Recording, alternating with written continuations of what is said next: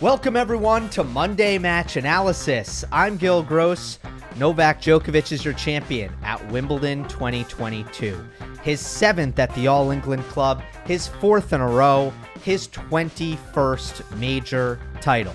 4-set win in the final over Nick Kyrgios, and this will be the most in-depth breakdown on the internet. So many things to get into in terms of the technical dynamics in this match. But I just want to say off the bat, I really enjoyed this final. I thought it was a really good representation of what both of these players can do on the court. There were a lot of fantastic moments, drama-filled moments, really great points in this one. It was all you could really ask for, at least all I could ask for. Now, for Djokovic, on the Djokovic side of things, just to start, I thought it was an incredible performance from him. Really, really good. I can't find much to criticize here. I'll just say that right now, right off the top. You put a check mark next to almost every aspect of the game for what Novak was able to do on the court in this final. I can't call it like one of the great, I don't want to be hyperbolic and call it one of the great performances of his career, because he probably wasn't pushed hard enough to get it to that level. But this was everything that makes Novak Djokovic great. It was right here in this match. And the very fact that you can't poke holes in it is part of that equation. And on the Nick Kyrgios side of things, I think if you're asking him to play 4 sets without a dip in concentration, without a hiccup and a batch of mistakes, you're probably asking too much. And other than the criticism that you could levy for a couple of moments in this match in particular, there is very little to me that you could say negatively about what Nick Kyrgios was able to do. He was outclassed in certain areas that he's just not on Djokovic's level in set areas. So I was really happy with the performance that Nick Kyrgios put in here. And I think that the only thing that distracted from Nick Kyrgios' level was his constant bickering at his own box for the most part. I mean, there was a little bit to Renaud Liechtenstein in the chair, a little bit towards the crowd, but mostly to his box. But if you're just focusing on what was happening during the points, Kyrgios was really good. I think Kyrgios showed that he belonged in this final. So, with those opening remarks, let's get into this match. We were so excited to see the Kyrgios serve against the Djokovic return. Two best strengths toe-to-toe when these two take the court against one another. We were really excited to see that. And I just want to start by answering the question, well, what was the difference in the first set and the second, third, and fourth? Kyrgios wins the first set 6-4. Djokovic wins the next 3 sets 6-3, 6-4, 7-6. So let's just start with answering that question. What was the difference between the first set and the next 3? In that battle between the Kyrgios serve and the Djokovic return, in the first set, Kyrgios' serve, it won. It was that good. It was incredible, Kyrgios' serve in the first set. If you look at average speeds, set 1 was Nick's highest, averaging 126 miles per hour on the first serve. It was only down from there. 121, 124, 122 in the next 3 sets. If you look at percentage, how many was he getting in? In set 1, 77% in. Only downhill from there. 71, 73, 71. Points won, 80% in set 1 on Nick's first serve. 16 for 20. Downhill from there.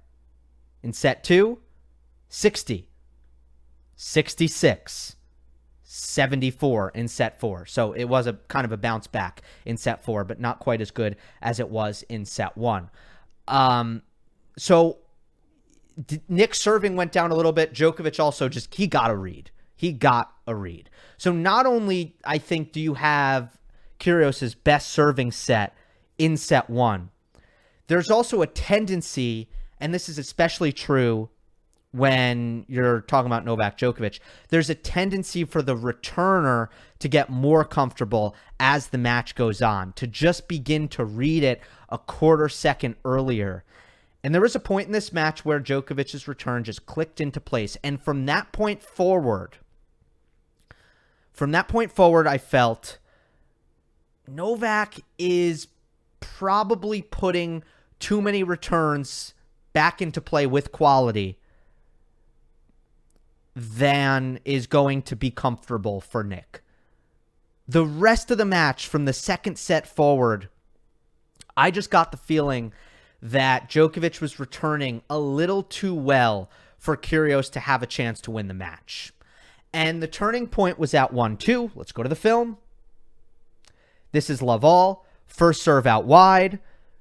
Djokovic makes Kyrgios hit a half volley from the baseline. Love 15. Kyrgios goes up the tee. Djokovic stretched out on the forehand again. He makes Kyrgios hit a jumping backwards backhand from behind the baseline. Now it's love 30.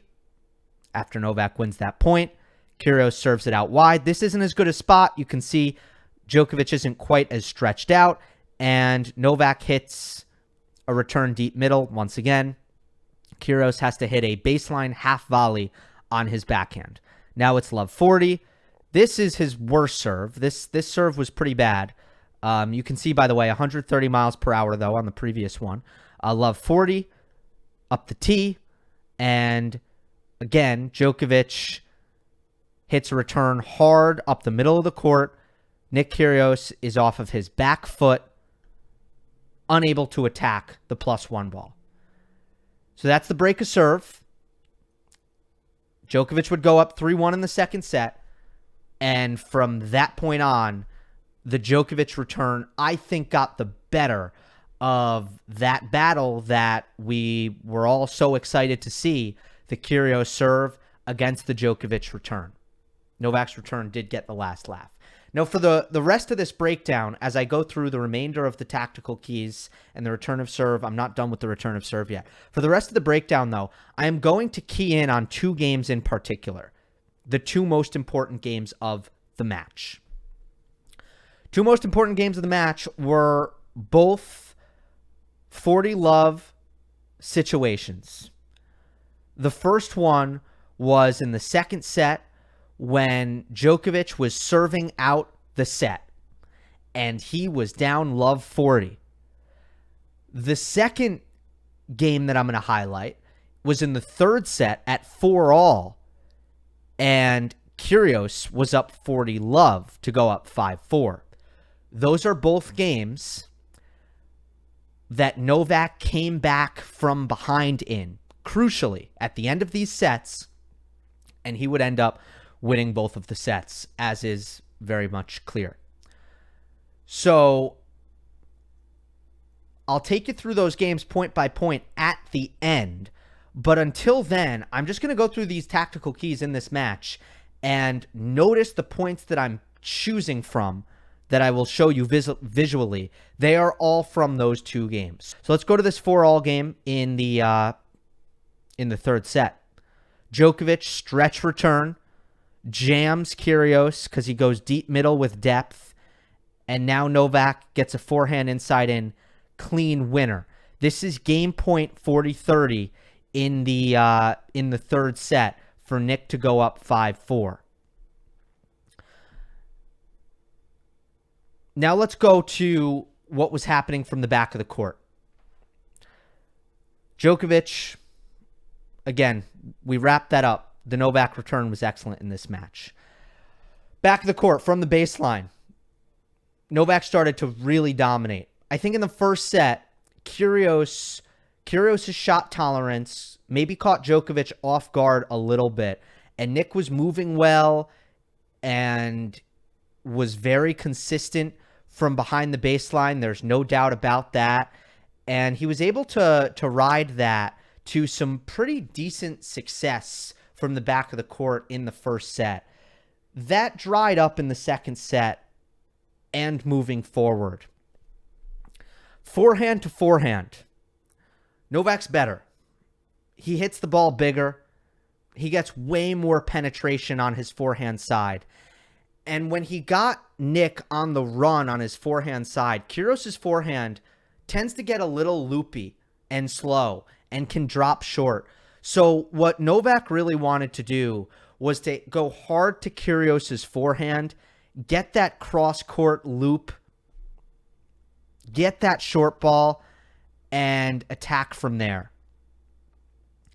Kyrgios' forehand is somewhat unthreatening unless he's inside the court, unless he can move forward, take time away. When he gets it inside the court, it can be pretty precise. He can be pretty good with it, gets good angles.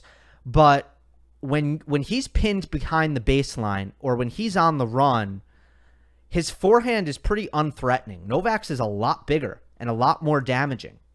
So it's the backhand to backhand that Nick wanted in this match. That's where he had a much better chance of success. And he was counting on Novak Djokovic's backhand to be a safe haven. He was counting on being able to slow ball the Djokovic backhand and to play patiently to Novak's backhand and to use variety to it and to find something to attack by going to Djokovic's backhand. That didn't happen for him. I thought this was an exceptional backhand performance from Djokovic. And while the forehand to forehand edge was predictable and Nick knew it and Novak knew it and Nick was going to try to get out of that and not give Novak that, that's not what I feel like the checkmate was. The checkmate in this match was backhand to backhand, where if you watch Kyrgios throughout this tournament all fortnight long, he was beating his right-handed opponents backhand to backhand very solidly. Was bothering them with his flat, low, skidding, penetrating, oftentimes deep, oftentimes angled backhand cross court. But Djokovic was really getting the last laugh here. So it was the control from Novak sideline to sideline and the drop shot. Between all of those things and the depth when he was driving the ball, between all of those things and just the way he had a command of his backhand in this match, that was a killer for Nick because he so badly wanted to be able to go toe-to-toe with Djokovic's backhand in this match, and he couldn't. Let's go to this 5-3 game again. Second set here. Djokovic is down break point. This is after he's already come back from down love 40, but now Kyrgios won the point at deuce. Nick hits I think it was a slice through the middle here. Novak backhand cross court. It's really strong. It's very well controlled. Kyrgios open stance backhand cross court.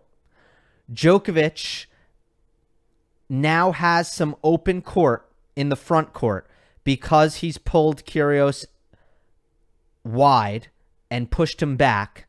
And now Novak goes to the drop shot down the line. And Kyrgios puts this one in the net as he can barely get to it. And he shovels it, tries to shovel it cross court, and it goes into the net. Novak's drop shot, everybody. Huge, huge factor.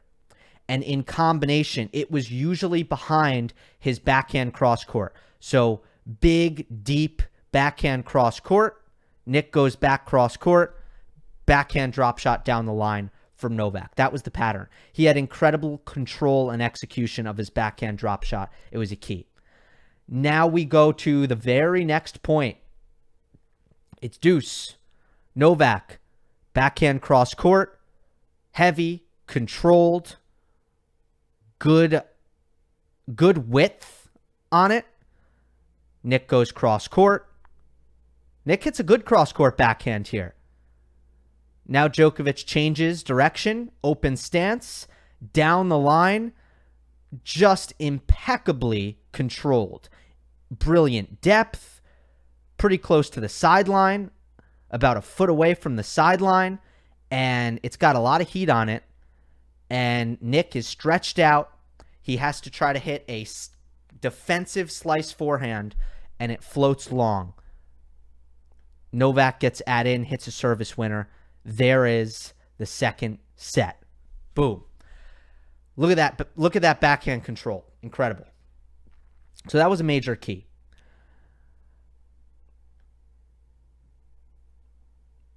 All in all, I just want to say, we don't often say that Djokovic builds an advantage as a superior power baseliner, but that's kind of what it looked like from the back of the court.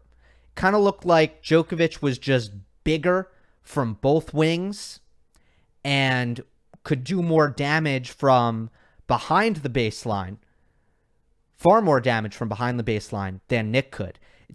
Felt like Nick just needed to get, in order to hit through Novak and his defense and his speed, Nick really needed to get through the midcourt and to come forward to try to find a short ball that he could work his transition game on, because from behind the baseline, Novak had the more damaging ground strokes and hits bigger from both wings and never missed. He just wasn't missing. In sets 2, 3, and 4 especially, the unforced errors were comically low from the baseline. Another key to this match was Novak's serve to the Kyrgios forehand. 5-3, love 40. Triple break point for Nick. Serve to the forehand. Nick nets it. 15-40, next point. Oh no, do I not have it? Okay, technical glitch here, but serve to the forehand. You can see the aftermath. It went way wide. That brought it to 30-40. Just for good measure. Snuck this one in here, breaking the rule. 5-6, 30 all. Kyrgios 2 points away from winning the fourth set.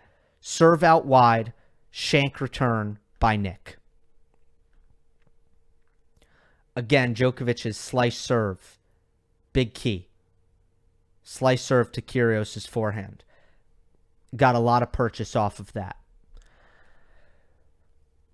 Now, before we delve into those two games, those 240 love comebacks, there's definitely a mental component here. Djokovic is able to achieve what every tennis player would love to achieve and wants to achieve. You want to be able to play every point pretty much the same. You want to have a short-term memory. You don't want to be thinking about what's in the past other than taking technical notes and making adjustments if necessary. And regardless of what the scoreboard says, you want to come into every point with the same amount of mental focus. No tennis player can really truly do that. It's impossible. Nadal comes pretty close. Djokovic comes pretty close. Kyrgios does not. He's constantly playing the scoreboard. He's playing shots that you say, oh, well, that's a 40 love shot. He's down big in this game, and he wouldn't have gone for that shot if it were 30 all. He will also have moments where he becomes frustrated with the way the previous points played out, and that frustration will leak into the points he plays in the future.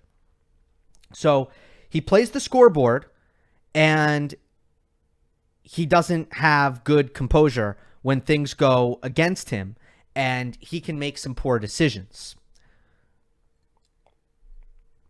So there were a couple of moments in this match, two in particular, where I was particularly disgusted with Nick. And I give him an A- for his performance. He loses his points here. The reason it's an A- and not an A, because it's close to his A for me. It's an A- because there were a couple of moments and just a few points where he tapped out. He tapped out mentally. And one of those moments were at 4-all, where he hit a first serve to Djokovic's backhand. The return was pretty short and very handleable. And in one of the most important points of the match, break point at 4-all, Kyrgios hits a really hard backhand straight into the net on a first ball. A ball he just didn't have. When you watch him hit it, you can tell his head just isn't in it. I don't know what he's trying to do with the ball, but he hit it like 90 miles per hour right into the net. And that's a ball that it doesn't call for a lot of pace. He shouldn't have hit it hard. You know, he has Djokovic pretty out of position here, and you probably want to go down the line here, just precise. It doesn't need to be hard. Go down the line here and come in. And if you're going to go cross court, that's okay too. You hope to maybe wrong foot Novak, but he just tried to clobber this backhand. He tried to crush it. And it looked like he was trying to take his frustration out on the ball. And I think he was, because he had just blown 40 love and he had just double faulted at deuce. The other part of the match that I was disgusted with was 4-1 in the fourth set tiebreak, when, again, Kyrgios had just lost 2 points on his serve, but he got into this rally here. He made a good first serve return on Djokovic's serve. Djokovic trades a forehand cross court, and it's quality. It's a quality trade. And Kyrgios is clearly frustrated about the last 2 points that didn't go his way, and he slaps a forehand down the line, total bailout, premature trigger pull, hits the net, never had a chance, would make it 5% of the time. I'll be kind because Kyrgios is so talented, and I'll say 15% of the time. And Djokovic is up 5-1 in the fourth set tiebreak. Unacceptable. Unacceptable, garbage mental points from Kyrgios. Garbage mental points. There's no sugarcoating it. You watch those shots and you say, Nick, that's mental weakness right there. So that's why it's an A-. The reason it's not worse than an A- is because there weren't that many of those moments. I'm showing you pretty much the two here that I thought Nick was horrific. Those were the two. The last thing I want to say before we go point by point, I meant to make this point after talking about Djokovic's backhand and how he outmatched and outdueled Kyrgios from the back of the court. Nick did change his tactics in sets 3 and 4. After he realized Novak was never going to miss, he wasn't going to beat him on rally tolerance or consistency. The backhand to backhand wasn't working. The forehand to forehand wasn't working. He was completely outclassed from the back of the court. Kyrgios got pretty anxious to avoid baseline rallies. He did that by upping his net approaches significantly, mixing in serve and volley, and coming forward at every single instincts possible, and also going huge on the second serve. Having to go huge on the second serve, knowing if Djokovic hits a neutralizing return and I can't attack the +1 ball, I am in trouble because of how machine-like and extraordinary Djokovic is playing from the back of the court. And those two things are also themes that I want to point out before I get into this point by point. So you have more double faults because Kyrgios is having to go big, and he hits 7 double faults in this match. You have more double faults, and you have sometimes some irresponsible net approaches. And let me just, since I have the stats, I might as well back up what I'm saying. Net points won for Nick.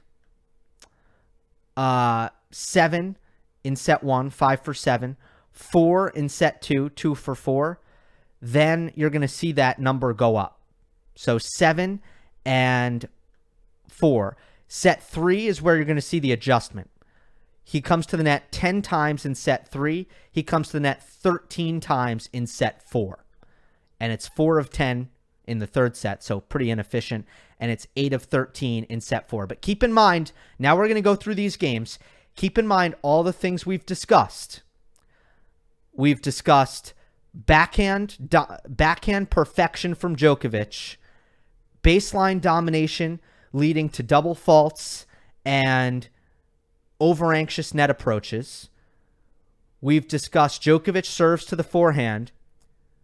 We've discussed Djokovic's return of serve deep middle being incredibly disruptive.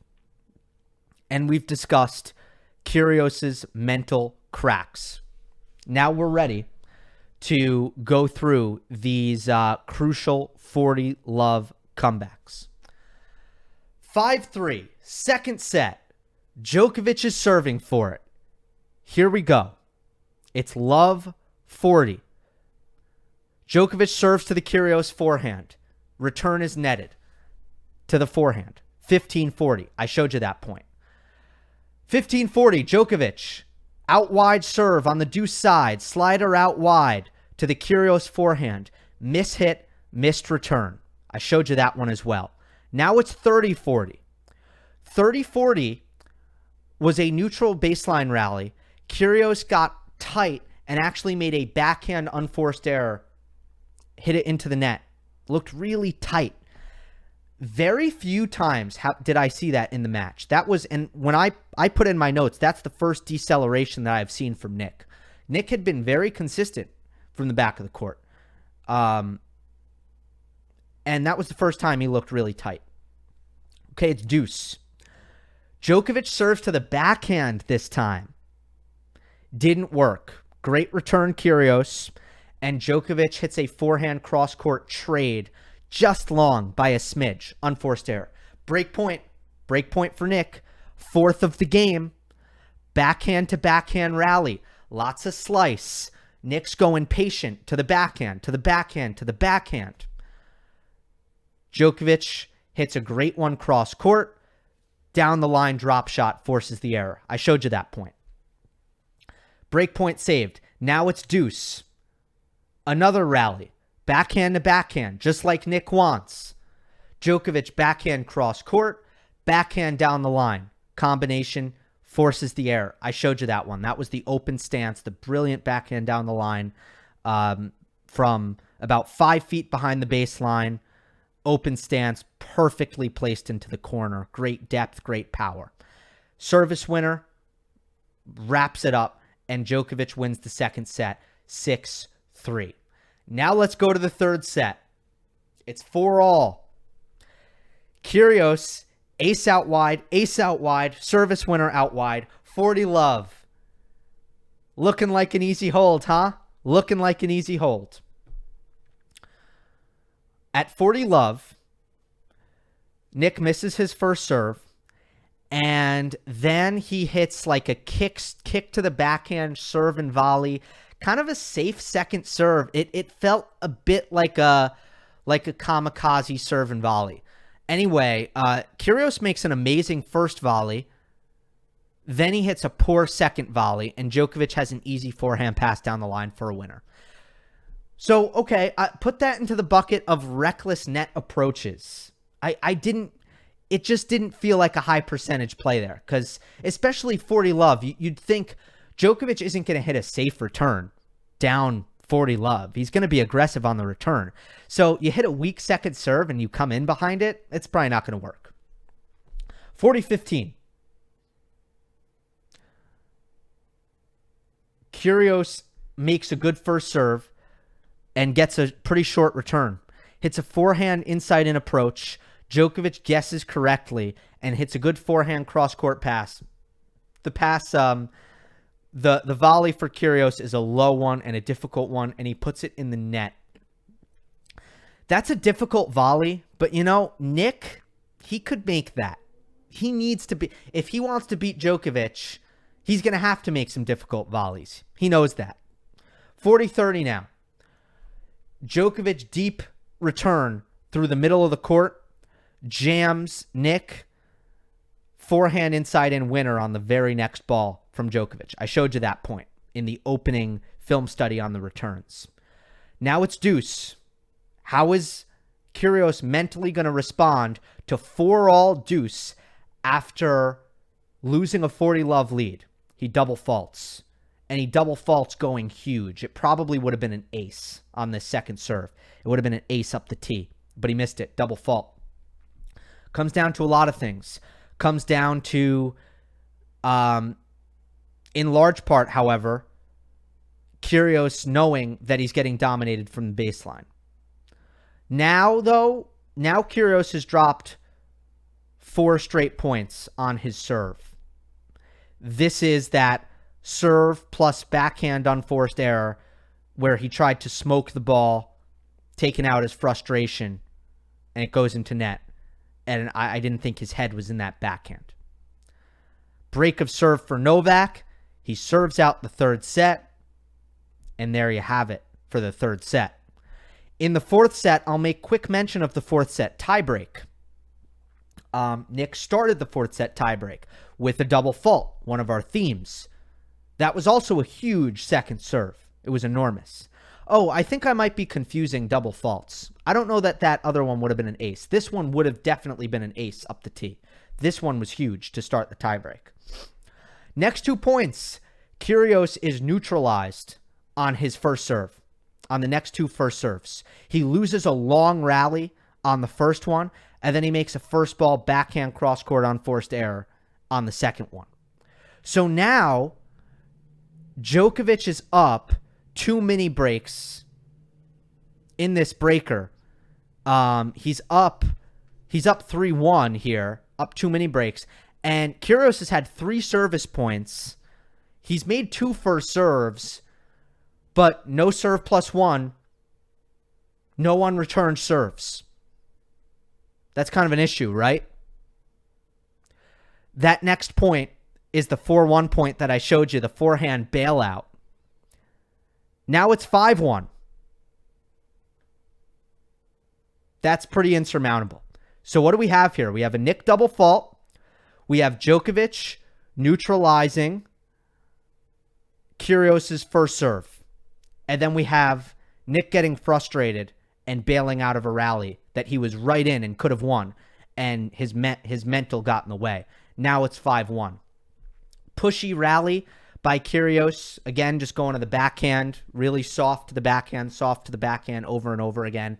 And Kyrgios just pushes one long. So Djokovic outlasts him there. Now it's 6-1. Kyrgios does play, finally gets help out of his serve. It took until 6-1. He got a serve plus sitter forehand winner. He hit an ace at 6-2. Finally, an unreturned serve. But if Kyrgios is going to have success against Novak like he did in the first set, what needs to happen? Must hit unreturned serves. Must get cheap points, right? Didn't do it until 6-2 in the fourth set breaker.